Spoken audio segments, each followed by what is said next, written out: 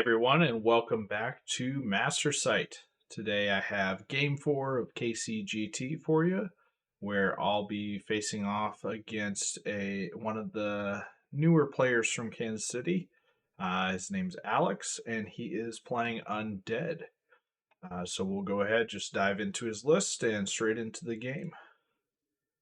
So Alex's Undead is very infantry heavy. He's got a horde of or legion of zombies, a troop, and two hordes of skeleton spearmen. He's got a couple of life leech 2 undead rats on it, and the healing brew on another horde. He has two hordes of zombie trolls, two troops of Revcav. He has a Revenant King with an extra red dice and Surge. He has two Necromancers, both with Surge and Aura Vicious. One of them has the Inspiring Talisman. He has a Naked Undead Army Standard Bearer. He has Morgoth, and he took the Formation. One of the legions has Aegis the Lohi. He has Undead Rats and Hans Life Leech for Life Leech 3. And then the Goreblight as well. So brings him up to 16 drops, 30 unit strength, and a lot of phalanx. The two legions in the formation. He has two hordes and a troop of spearmen. So definitely not something that my army punches well into head on. So we're going to have to, luckily we're faster though. We're going to have to get some flanks to be able to break those units. And there is Alex. I think this was his first Kings of War event. So, and we are playing Invade. So that 30 unit strength and those hordes are definitely something I need to deal with. But at the same time, it's a good scenario for me because speed 5 or speed 6 shambling, having to get across the board, I got a little bit of time to set up and deal with them. So here is the board. Terrain wise, we got impassables with this building and this little throne looking thing here. We got forests in the top center, far left, hill on the far right, top left, obstacle, and I want to say there's so there's a difficult flat piece under that unit and under this one as well. So deployment wise, he put the legion that is not in the formation of zombies out here, necromancer that inspires behind, skeleton spears, zombie trolls, another skeleton spears with the naked army standard bearer. This is the Revenant King. Then he has the formation with the Goreblight in front, necromancer that doesn't inspire, and Morgoth behind that. This is his troop of skeletons, and then both of his troops of revenants are out here just back to back. So yeah, and then for us, we got Blade of Slashing, Dreadfiend, Horde, Scarecrows, Tormentor Troop, Butcher, the Soul Flares. I believe this unit had, I think this one had Blood of the Old King. We have our Portal of Despair regiment of Scarecrows with a troop of Tormentors behind. This is the J Boots, what's it called? Soul Flares. Butcher Flesh Ripper, another horde, another troop of Tormentors. Both of the Mind Screeches out here. The last regiment, this is the Helm of the Drunken Ram. And we have our Hex Dreadfiend out here. People with a good eye will notice one thing, and that is that I'm an idiot. Look at where I put my last horde of Scarecrows here. So normally my Scarecrows are some of my first drops, but in this particular scenario, this situation, I wanted to hold back a horde of scarecrows, being as they're the highest strength unit I have, and put them either on the far left or the far right flank, whichever side I kind of saw as the one I was going to win and had the best advantage to. In this case, I feel like I would have put them on the far left, but I just forgot to deploy them altogether. So I don't realize until about turn three, turn two, somewhere in there. And by that point, it's like, oh, it's too late. So I just ended up putting them in the dead pile at that point and calling it a day. So, um, yeah, fun fact, we learn something new here on this channel every day, how to be a better player. And today's lesson is deploy your units. That is an excellent start, would recommend. So, anyway, we're gonna dive into the game. One horde down, 3 unit strength down. So yeah, we were lucky enough to get first turn. So our movement was pretty. Pretty aggressive. We're just pushing forward with the stuff that can block up his units. In my mind, I know I can't hit the spear wall in the front. So I want to be able to accept a charge. All the spears, whether it's the Legion or the hordes, they hit on 5. So if I can force him to be hindered into a butcher or into the portal, um, I expect to live. And as long as I can get him kind of angled awkwardly, then I'll open up the flanks, and that's where I feel like it's really going to come down to. So even though we're pretty close on drops, he has 5 individuals, and only one of them, the Rev champion, is actually a combat individual that has 3 attacks. But it's enough for my army anyway. And then we're gonna shoot our lightning bolt at the troop and pick on them. So realistically, um, it's not as scary as it might initially seem, having all that phalanx. There's just not enough punch behind it. He can maybe get a Bane chant off and whatnot, but most all my units should be able to live against these hordes for a single round of combat. So that is my thought process going in. But yeah, first turn, we move up fairly aggressively. We're putting ourselves in position to use our Wind Blast, as well as shooting Lightning Bolt and hexing Morgoth every turn we can. So speaking of hexing Morgoth, a fun trick if you're playing command dice and you only have the Trickster's one, always use a reroll to hit on it, because like me, what could happen to you, like me, so many times is you could fail 2 dice Trickster's one a lot, and it sucks when that happens. So I've been using reroll on Trickster's Wand for the first turn or two of every game, and over the course of the event, I think it mattered in 3 of my castings where I failed the first 2, but a reroll gets the success. So yeah, so shooting, movement, shooting. We push back this horde or this legion like 3 inches. We push back this horde a couple inches. We get a few wounds on the skeletons. Looks like 5 wounds on them. But Morgoth's very inspiring, so they're inspired. Don't get the 6 twice, and then we call it a day. So his turn.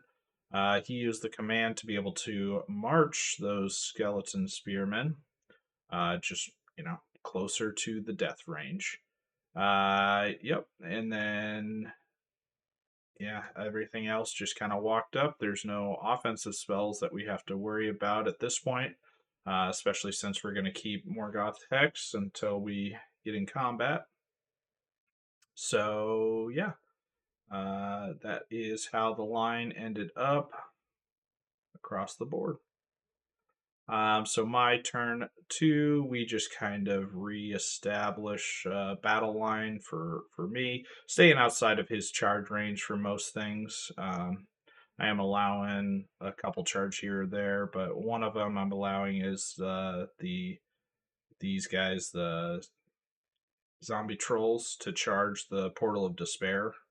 But yeah, That is the only charge I'm allowing outside of I charge uh, the soul flare, or not soul flares, the butcher flesh ripper up here, and the other one is purposely positioned over there. Uh, and then we back up outside of the cav charge range, but we're still able to get a hex off and wind blast this legion again. Is our plan. So master plan with this guy here is there's no blockers behind this unit, which means that I can uh, I'll cast one lightning bolt at the troop, and then I'll cast wind blast at the horde, and I have wind blast here as well. So between wind blast 11, I need like 3 inches to go backwards to get him out of the forest, so then he can't see me, and then he'll have to waste a surge if he really wants to, or maybe the Gorblight can come over and get surge. But yeah, that was the plan. First part of the plan worked. We shot lightning bolt. We killed the troop. Second part of the plan, no, it did not work. I failed 11 out of 11 for wind blasts. I also failed my hex casting on Morgoth and the reroll. So I rolled 14 dice in a row for my spells that were less than a 4. So, um, yeah, it was a little comical at that point. But, I mean, it's not the end of the world. It's just annoying. So, bottom of 2, this is how it looks for Alex. So, yeah, he moves up a little bit. He charges. The butcher, he countercharges up here, which we're just, again, trying to break up his lines. So if he wants to push that legion forward, it exposes flank. If he pushes too far forward, so on, so on. If he doesn't break this unit, they're exposed in the flank here. So all sorts of those things is what we're going for.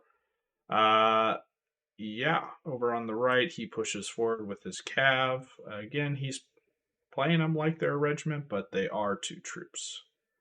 And in the center, because I failed to get a single wind blast off, he was actually in charge range of my horde with the Legion. So he chooses to charge there, and then positions his what's called the Gorblight in such a way that he's going to surge into the flank.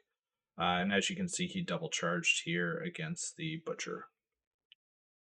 He does get the surge off because we failed to hex Morgoth. And yeah, Cloak of Death and all that. And then since he got the surge off with Morgoth, he went ahead and surged these zombies forward, which he got really like 5 out of 6 on the surge from the Necromancer. So they came forward quite a bit, maybe a little bit too far even, because they were moving right towards that impassable terrain there. So yeah, so combat comes, and Gorblight's got Cloak of Death. He has Dread from Morgoth, so it's not looking great for me. But his Gorblight did roll on the low end for the random dice, and then he only did like a couple wounds. So that ended up between that and the Horde and the character, he did 8 wounds total, and did not break me. He needed a 6 swice to do it with the Dread. So yeah, we got lucky there to hold. That's definitely going to be fortunate for us. So this is what it looks like, top of 3, and this is my movements of choice. So on the left, I decided he moved up in range. I got enough wild charge. I said, well, this Legion doesn't have phalanx, so we're going to triple charge it while we're holding up the Horde with the Butcher. And then I ended up charging into these zombies, zombie trolls. Thought is that he's going to have to do a withdraw and charge over to the right if he wants to support there. -1 for the withdraw. He'll be on top of the log. -2 for being hindered. So those guys aren't going to do much of anything. And this guy should be able to tank it for a turn or so. But we hit the flank with Soul Flares, and then we also hit the flank of the Legion with the with the troop that was behind. Right, where were we? Right here. Yeah. So yeah, got some good combats in there. You know, zombies are great for my army. I have quite a bit of attacks once I get into the flank, especially when I get Furious Charge off. And yeah, these things start falling over quite easily at that point. I went ahead and double charged the troop out here on the right because Morgoth is in a position now that he is hiding behind for us, so can't hex him. Might as well kill some units. And then the tormentors that can see over top of all these infantry spied a little necromancer and said, well, we're going to go try to fight him. And positioning for Mind Screeches is as such to see the majority of the Horde or Legion, but he can't pivot past the building and connect on a charge. So we're just living life there. So combat comes, and I end up doing Furious Charge on the Soul Flares in the flank of the skeletons over there, because that was a big one I wanted to kill off. But we also end up rolling really well on this Legion. I think the Scarecrows in front did like 7 wounds themselves or 8 wounds themselves, which against defense 2, that might be about right. And then the flank though put in like 18 wounds. I mean, it was a little ridiculous how efficient they were, but yeah, we ended up killing this Legion, which I was not expecting. I was thinking I would put a huge dent into him and then finish him off the following turn, but we got rid of him, so that's good. We killed the Necromancer, which is great. You know, they are only a 10-12, but yeah. And then we killed the Horde as well, so we just picked up a huge amount of unit strength here this turn. And I overran the regiment so that nobody can fit into these guys here. And then the Butcher just reformed, so this Goreblight can't get into them over there either because this base is where that unit is. So all in all, I think things went as well as it could have. We ended up killing the RevCav troop, which was uninspired out here. My inspiring from the portal is giving this regiment of Soul Flares inspiring every turn, so we're actually inspired without needing the opponent. So it's kind of nice to have in these situations. But yeah, reform in such a way that it's a front charge on either unit, and then they're going to eat a flank after that. So bottom of 3, this is what we are looking at, and this is how Alex decides to move. So on the left, it's just counter charges, and then charging the regiment with the what's called the um, zombie trolls. And then on the right, he decided to turn the Goreblight around 180 and go after the flank of these guys. And then he decided to throw the Legion further out over here, coming over on top of the log, but hit the flank of this unit if he gets it, which he has 10 dice, and I think he only needs 4 inches for that to work. Yeah. Cloak of Death, Drain Life went off. I believe he killed the Butcher off of that. And he did get the Surge off into the flank. Now, hindered, mind you, so it's going to be 60 attacks on 6s, so 10 hits, 5 wounds. And then the front should be 4 or 5 hits, about 4 wounds is average, so 9 wounds total. Yeah, it's not looking great for him, but he'll need a 6 twice, so. Yeah, he does kill off the flank charge with the Goreblight. He does kill off the regiment with the zombie trolls. he does kill off the butcher as well. That's been in combat for a few turns now. And then he only wavers the troop over here, I believe, or maybe they were even fine. He rolled really bad. He did 7 wounds, which is about average, but he rolled really bad for the nerve. And speaking of bad nerves, he also rolled really bad over on the right. He did not waver those guys, so yeah, so that's good news for us. Yep. So this is our turn 4. Because he had countercharged there, these guys were actually in the flank, so we took the flank charge. Otherwise, we charged back in the front. I think he did roll snake eyes because I believe I will be reforming after this. So, but we took a double front charge with the portal, and then the this unit, I believe it is the helmet or blood of the old king. So we're gonna try to pop a horde of zombie trolls there. And then the interesting one, well, we double charge out on the right. I just am positioned to shoot lightning bolts here. Charge Morgoth, hinder just to try to shut down casting for 1 turn. And then can't quite tell here, but I double charge the Rev Champion over here, and it's in like the perfect spot where I am not hitting the forest.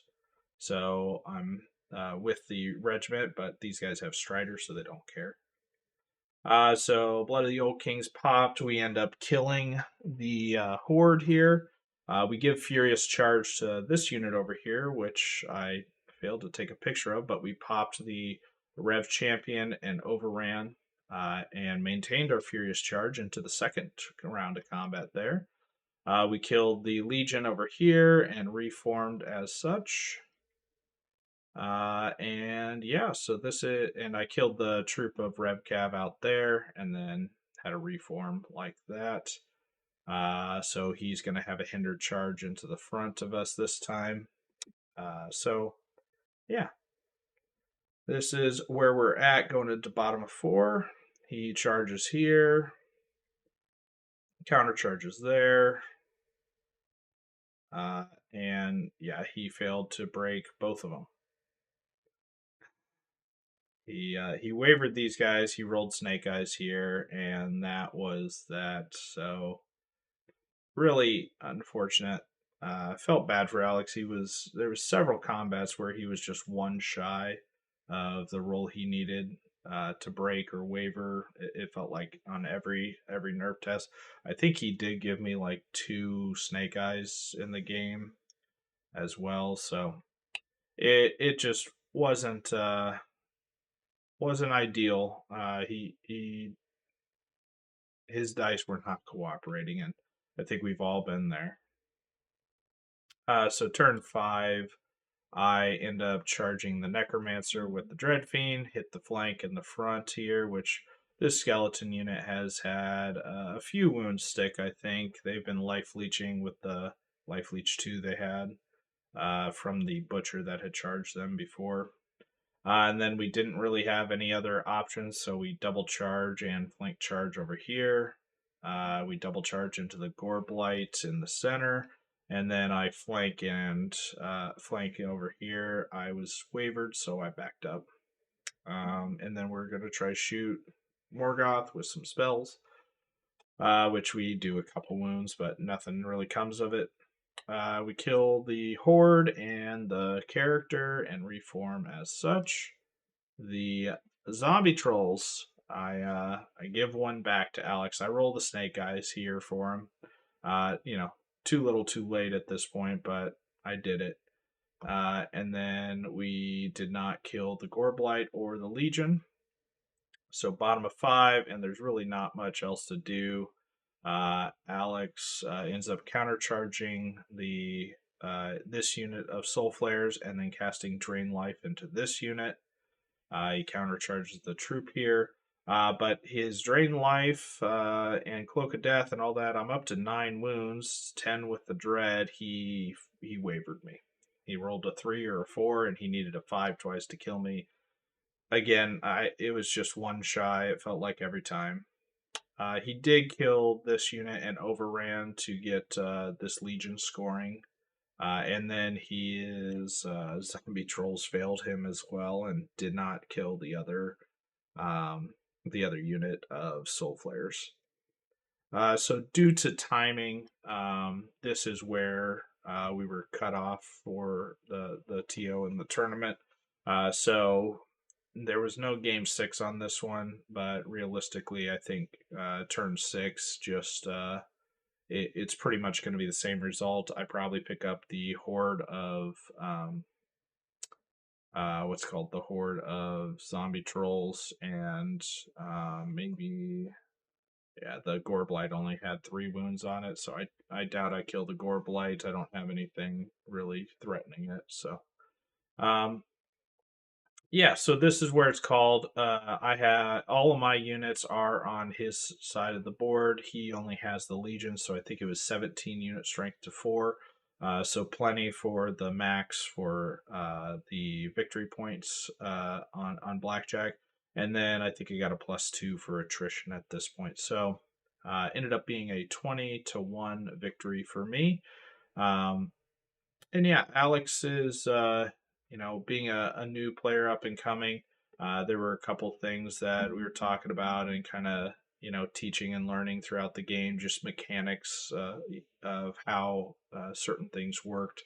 Um, but overall, I think he's a fine player. I think his list has limitations, just being a shambling infantry focused army. There's only so much you can do, especially when your opponent has range on you, flying on you. The speeds there. So I think this is probably the worst scenario for this matchup for the undead.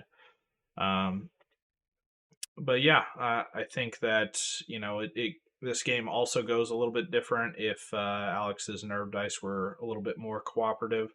It's going to be closer for sure, but I think that we played it well enough to pull out the win, even with leaving a unit off the board. So but sometimes you just gotta laugh because no matter how long you've been playing this game, you'll find a new idiotic way to hurt yourself. I feel like so.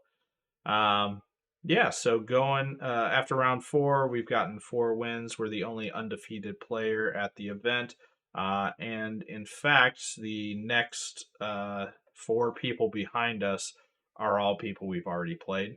So we had to go down a little bit further to find that next opponent. But it's a familiar face, so I think you all enjoy it. Check out Game 5 to wrap up KC after this one. But yeah, I appreciate everybody watching this one, and we'll see you in Game 5.